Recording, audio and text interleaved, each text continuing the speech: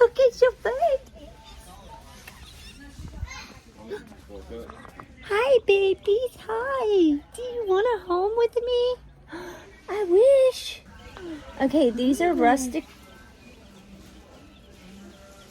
Hi, chickens. Oh, you baby girls. Curt, it's Easter. We should get each one of our kids a chicken.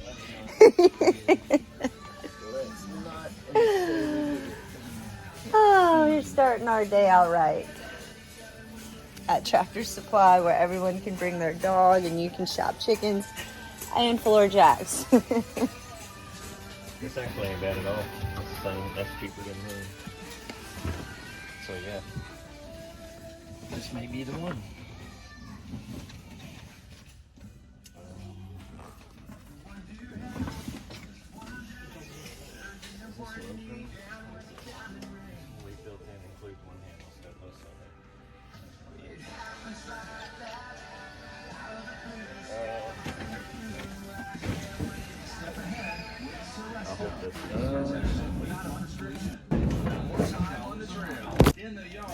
Do you know how much my Jeep weighs before you get a half ton or a No, 3 ton? The 3 ton. The only thing I hate is this plate sticks up.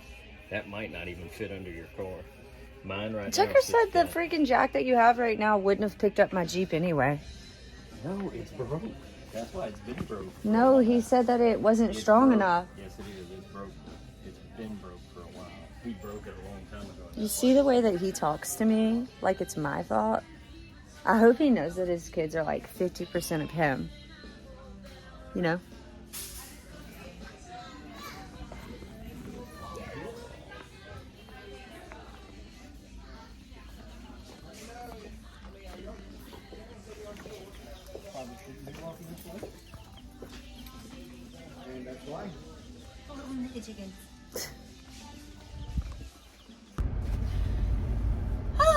So we have started our Monday off like a manic Monday. We have shopped for a floor jack. We are dropping off 2 tires for the car that now belongs to Haven because she will be a senior next year. And we are fixing everything on the little Audi so she can drive and have something really cool her senior year. Woo! I am so nervous about that, guys, but I know whatever it is she does in life, she will do great. I'm ready to work out. We definitely have to Easter shop today.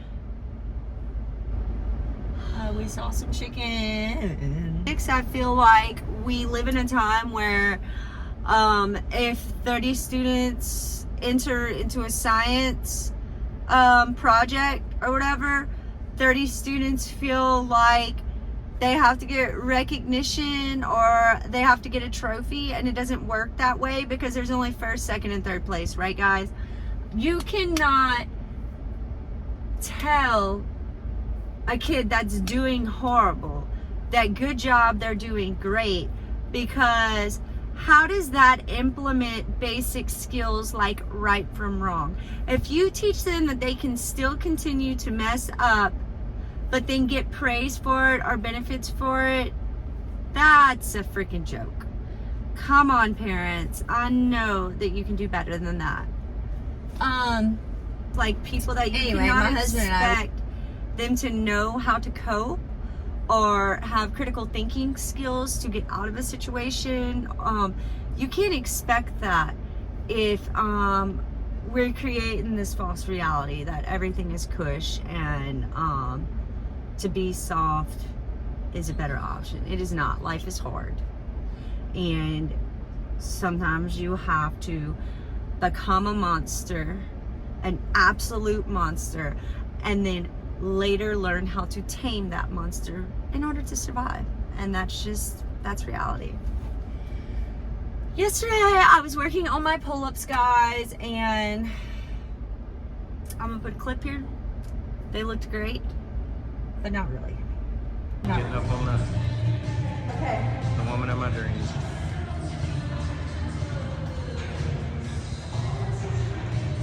Well, since you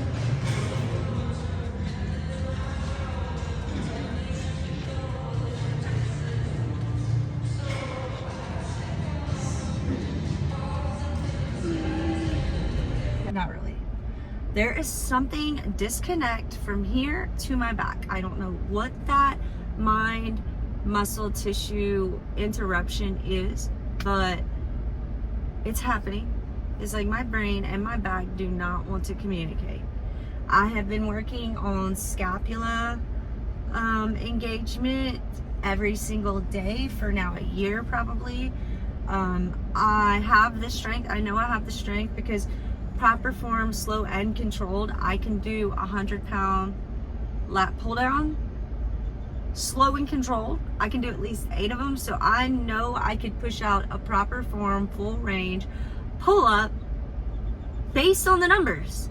It is just something about hanging from the bar. I don't know if it's a mental thing, but there's just a muscle mind disconnect, and it's kind of getting to where it's frustrating.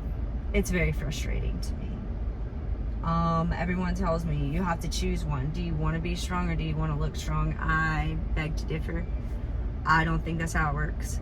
I think that I can look strong and be strong. I think that I can make that decision, and I understand if I was seriously prepping for one goal, like say my next bikini competition would be in June, and I was strictly like hardcore about it, yes, I would strictly focus on aesthetics. It would completely be intentional and direct towards aesthetics.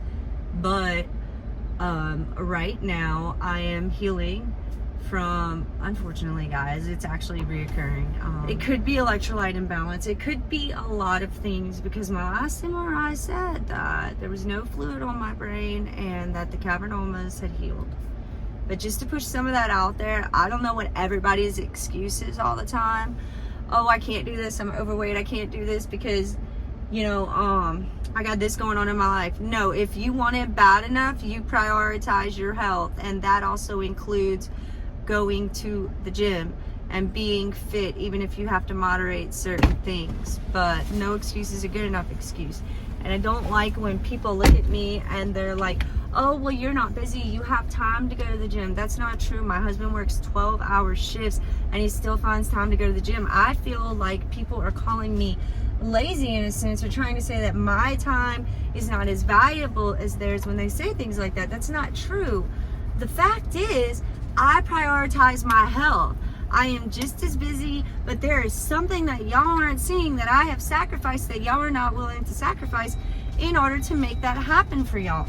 My husband, he goes early in the morning or he goes late after work. Either or, he's sacrificing time with his family. He's sacrificing sometimes a full meal, because by the time all the kids come to the house, they've done eating all the food and they've taken all the hot water. He is making sacrifices that you aren't seeing, and you can make those same sacrifices. It's just all about how you prioritize it and where you want it, you know, in your life. Chris Bumstead, you know, he just added his second kid. He is 6-time Mr. Olympia, and he says it all the time. It is about balance. It really is about balance. But he don't have 2 and 3 hours to spend in the gym. That's not how he, you know, became the GOAT. Guys, he prioritized that. He has a wonderful relationship with his spouse and his children. He still makes time for his family. You know what he does? He gets up at 3 a.m. He has his oats and then he works out.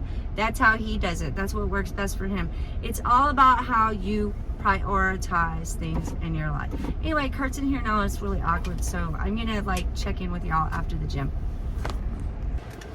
Okay, so we're in the gym parking lot, and on days that I come here with Curt, we do this, like, I don't know if I'd call it hype. It's more of like a social recharge. Social battery recharge. Tucker and Michael are on their way. Oh my goodness. We can't afford not to get copyrighted. Sorry. Yesterday, it was more of a rest day because, you know, some neurologists that are resurfacing. You know, guys, denial is just really a comfortable place. I would rather just pretend and carry on like there's nothing wrong with me, which is really strange. I feel bad. When the brain thing happens, I feel bad, but if my watch says I'm having AFib, I don't truly believe that I'm having AFib. Of course, I know you don't feel that. I guess I have lightheadedness and a few things, but to me, that's all normal. That's average. It's been average my whole life. Everything else looks really healthy though, guys. My VO2 oxygen mat is like maxed out, which means actually cardiovascular wise, that's super healthy. That means that like my lungs take in more oxygen than the average person. So if I wanted to go run, that's probably why I'm a really good endurance runner. When I do run or did run, I could probably still manage a run, but I don't wish that on nobody. Run is just not my happy place. Not anymore. So I don't know. Denial? To be in denial? Yeah. I don't know. And then Curt, I'm okay, guys. We're claiming that. We got things to do. We got lives. We've got a life to live and lives to change and impact and encourage and motivate. We have positive things to do. Anyway, I really want to hire a pull-up coach. That's right, guys. You heard me right. A pull-up coach. I just need someone to tell me everything how, you need to learn about pull-ups. You can find it on the internet. Right? Yeah, I've tried that, but the mechanics aren't there. I can't stare at my back. Mm-hmm. So you can't even tell me what you really do because you don't pay attention to pull-ups because you fly over the bar. You don't pull up anymore. I pull in scapula, pull with I don't know anymore. I'm confused. I feel like there's no way that I'm not strong enough for a pull-up. Just no way. Okay. All right. I'm ready to get in there and grind. What are you working? I don't have a clue yet. Legs or core. Or back. I'm definitely gonna do core. I don't have any set routine. When is the last time you worked chest? Yesterday. I don't have a set routine, but when I'm not sore in a muscle group, it's okay to start that again. But and sometimes based on my mood, but my that mood. Is intuitive training. Yeah, I know, and abs I have to be in a pretty good mood. Been talking about intuitive training a lot. Legs, you don't have to be in much of a mood because it's your bigger muscles, so they're stronger regardless whether you're in the mood to lift heavy They burn or not. more calories. Yeah, they burn more calories, but the problem with legs is I feel like the reason why people struggle with them growing is that they overtrain legs. I love back because it doesn't matter what mood I'm in, it's easy to pull something as opposed to pushing something. There's no way easier. Let me think. There is no. I'm thinking, what is a push exercise? It's a pull. I know, but there's got to be some push exercises for your back. Yeah, push-ups. I'm sure that's it works chest. Your back. I'm sure it works some of the back. Right. It's You're more right. of a, yeah. I don't know, Dan. You're right. I honestly don't know. Besides because maybe overhead lift. When Sam behind your neck. Oh, is that back? I think it is. That's triceps to me. Triceps and a little bit of shoulders. But a pull is always easy. You're just hanging on for dear life and pulling all the weight you can pull. Problem is, pushing is about balance and twice as hard because you're pushing against your body weight. So maybe. So for me, backs would be, I don't know what mood I'm in. I don't understand the push-pull thing. Because apparently you can push on your back on one day and pull on your back on the other day. And that's what a lot of people do. So I'm just trying to think a pull is the barbell row. Rack. You see that rack on there? Back rows or pulls. Mm-hmm. Yeah, those are pulls. And what's a push? I don't know. For back, I don't know. I don't think there is a push for back. Your back has to be a pull. How do people do push-pull on back day? Because they do it chest and back. I don't know. That's so confusing. One time on Snapchat, Sarah Sephora responded to me. I asked her what her routine was. And she does push-pull for her legs, which I think would probably be the best bet for me, too, because I'm like her. I hate You can legs. do push-pull for legs. Yeah. But you can't do it for back. She separates it. You can do it for arms. She separates it because she's disgusted by legs like me. Oh, no, I don't mind legs, but I have to be in a decent mood for that. I tell you what, but back I can be in any mood. Core, Me too. I have to be in a good mood because core is probably the hardest to stay motivated with the whole workout. Not me. I love core. I love core because I love to see what I can do. I feel like every time I do core, there's something that I can do better, like whether that's stabilized or... Yeah. And because not many people in there work core, Yeah, for it's easy to especially do. women, like they do those floor core moves and they don't realize they're really not doing much. That's body weight, yeah. Right. So I do feel kind of powerful on core day, but Body I think weight it's is- just the atmosphere because not many women do what I do core wise. Use the machines. Yeah. Right. Because body weight core is more cardio than core. Right.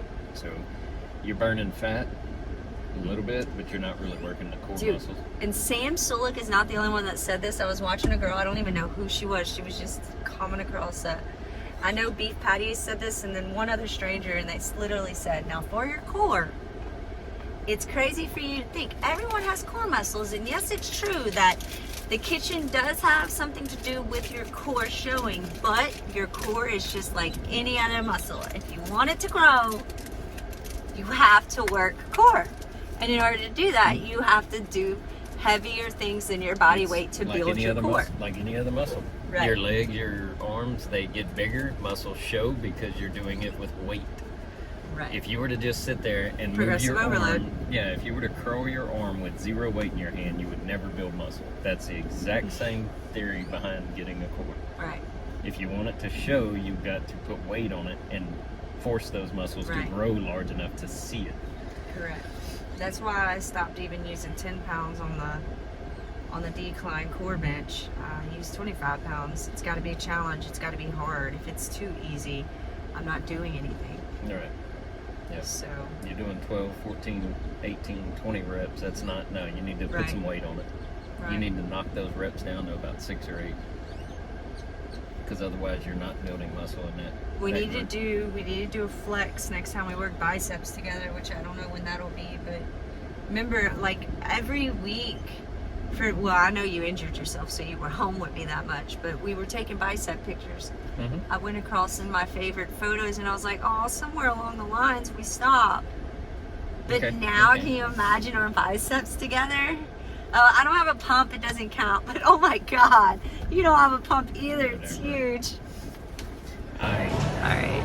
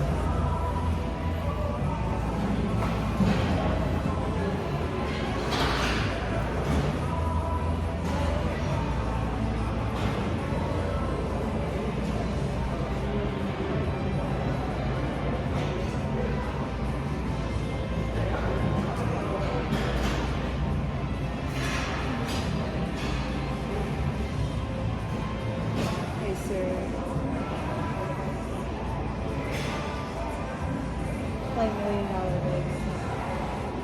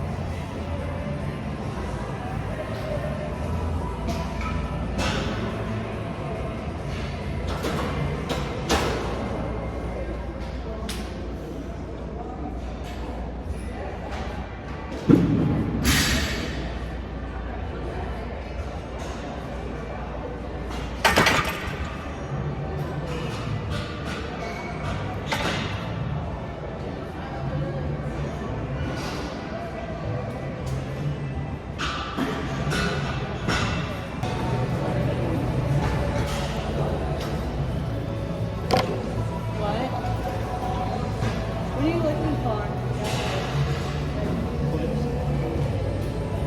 Do you really need clips for back No, rows? but they shake, like as I'm doing them. Well, then your forearms are. Yeah, probably. I'm good. I'm good. Means your forearms are not consistent. But no, it's okay. That's how you get stronger. Yeah.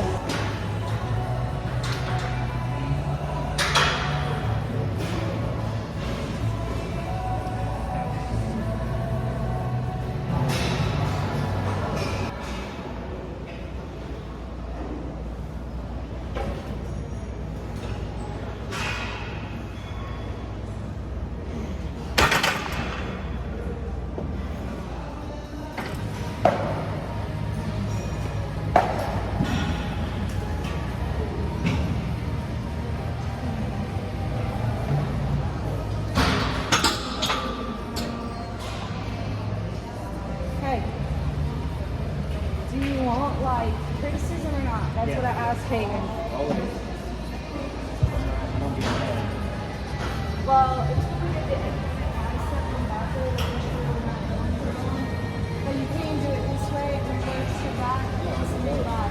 But you never put your heels together when you're doing this. That looks so much straighter on the lower back. Always shoulder width. And then lean forward, make sure you engage and then pull to your belly button. Don't be doing this. I'm getting my belly button. Yes, but your feet were touching.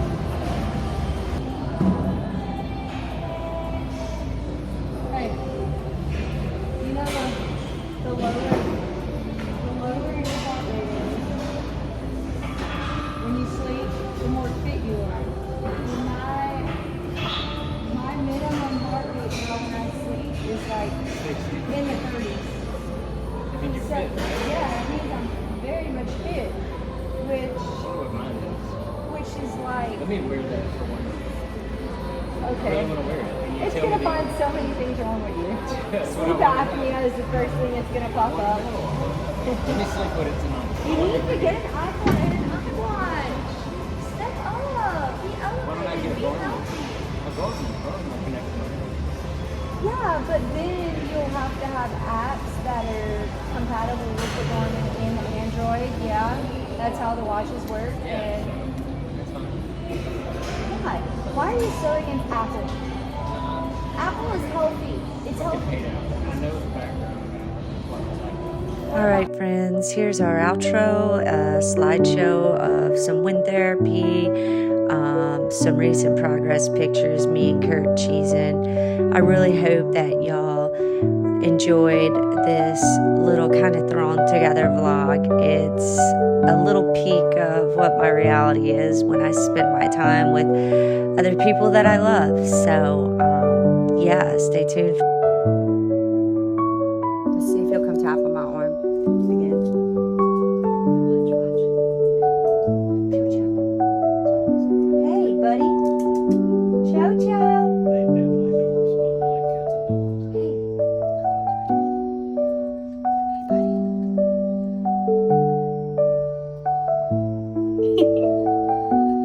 You want one? You want one? Oh my goodness.